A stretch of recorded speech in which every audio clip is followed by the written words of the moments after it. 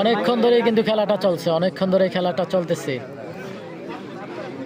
আজকের মাঠে সম্ভবত সবচেয়ে বেশি সময় নিয়ে যে খেলাটা চলতেছে এটাই। ওই রেফারি ফারুক ভাই সাইডে।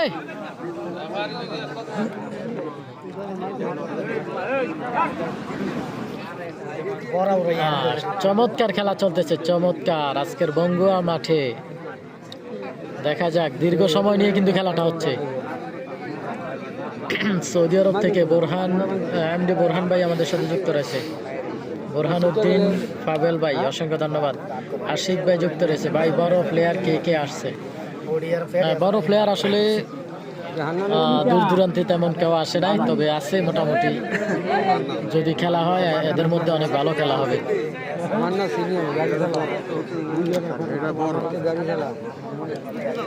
কালকে আপনাকে অনেক মিস করেছি, আমিও খেলাটা খুব মিস করেছি। তো কালকের খেলা আসলে যাই হয়েছে, আমার সবচেয়ে ভালো লাগছে একটা বিষয়, সেটা হচ্ছে প্লেয়ার যায় না এটা কোনো বিষয় না, অথবা মাঠে দর্শক কম হয়েছে, খেলা একটু কম হয়েছে, বিষয়টা না। আমি বলতেছি এই যে কমিটি যে করছে, আপনার কমিটি একটা কথা বলছে যে যদি 3 বছরের বাচ্চাও থাকে গণারপুরের সময় তাকে প্রাইজ দেওয়া হবে। এই জিনিসটা অনেক ভালো লাগছে।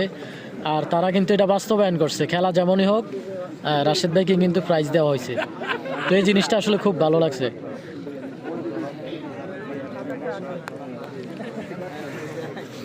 দেখা যাক আসলে এই খেলার ফলাফলটি কি আসে।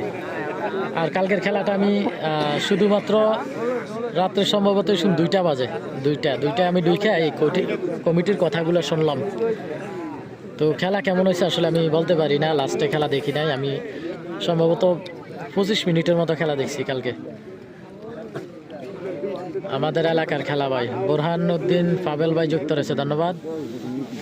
আচ্ছা, বঙ্গু আপনার এলাকা নাকি জানাবেন? বৈশাখী থেকে কাউসার ভাই যাবে কিনা? ভাই মৈশাইলের কাউসার নাকি জানাবেন? আসলে অনেকে মুখে তো ট্রাইপিং করে, এই কারণে ভুলভাল হয়ে যায়।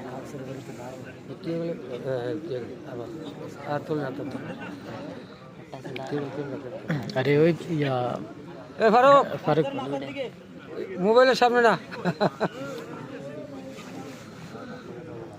দেখা যাক, আসলে অনেকক্ষণ ধরে কিন্তু খেলাটা চলতেছে, অনেক সময় হয়ে গেছে, কিন্তু খেলার ফলাফল কি আসে দেখার বিষয়।